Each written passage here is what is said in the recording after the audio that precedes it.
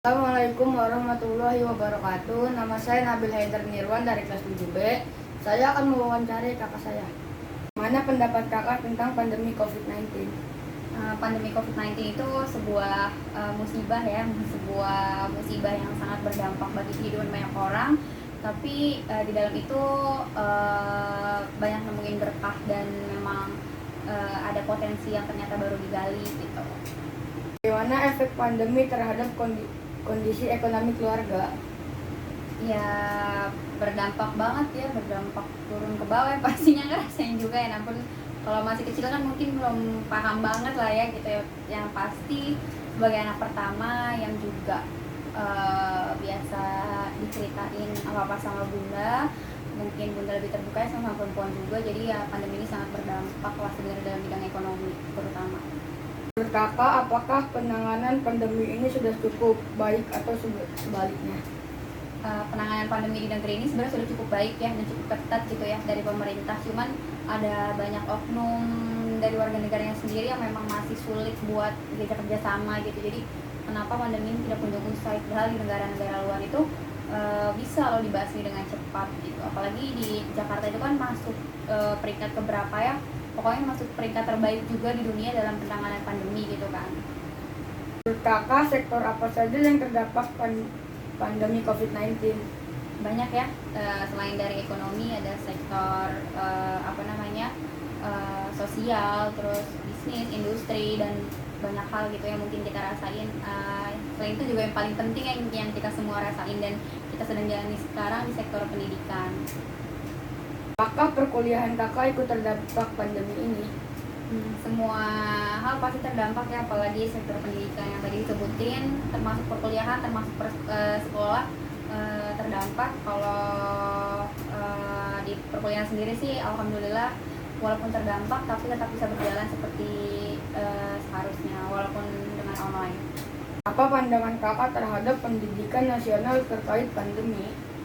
Pendidikan nasional terkait pandemi pastinya banyak hal yang terhalang ya, banyak hal yang memang terbatas juga, mulai dari pembelajaran, mulai dari ekstrakurikuler yang dimana siswa-siswi turut mengembangkan skill dan bakatnya gitu. Dan aku sangat menyayangkan sih untuk dua hal ini ya, karena memang ya pendidikan yang ideal adalah pendidikan yang memang ada timbal balik gitu kan, ada interaksi gitu, bukan hanya pendidikan yang memang satu arah gitu kan. Apalagi kalau Zoom ya, itu kan memang sebenarnya kurang kondusif ya kalau dilihat-lihat. Cuman mau bagaimana lagi, kedua terkait produktivitas siswa-siswi sendiri dengan ekstrakurikuler itu tuh udah nggak ada ya bahasanya tuh sekarang. Justru malah malah tumpul lah gitu kan generasi muda zaman sekarang untuk mengasah skill dan bakatnya, padahal kan kita semua nih yang bakal nerusin negeri ini gitu.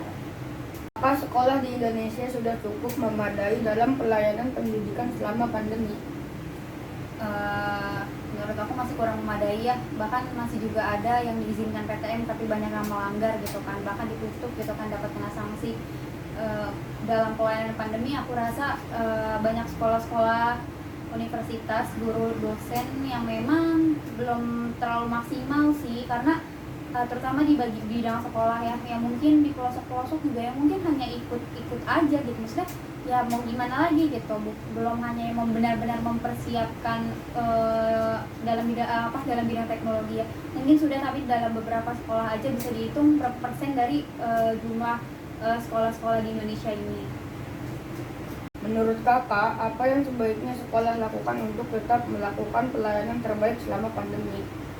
Untuk melakukan pelayanan terbaik pastinya dari sisi lingkungan sekolahnya juga harus dipersiapkan ya,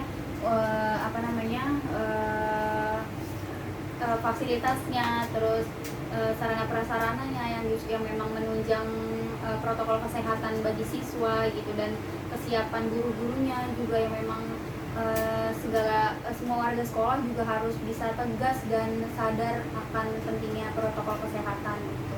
Insya Allah kalau sekolahnya, semua warga sekolah dan semua fasilitas penunjang sudah tertib, insya Allah pelayanan sudah baik, dan semoga pandemi di negeri ini segera usai.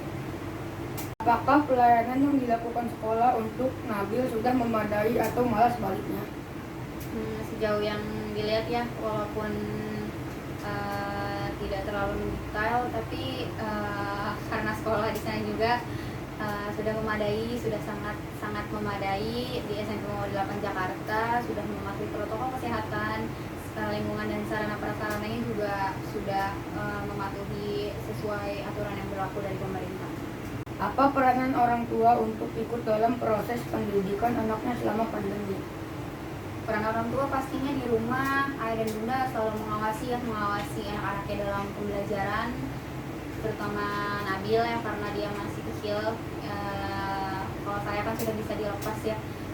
Ayah dan bunda mengawasi dia, membimbing, memberi arahan, dan upaya-upaya yang dilakukan lagi, penunjangnya lagi supaya dia bisa tetap fokus, diikutsertakan dalam kegiatan tambahan belajar atau UAS.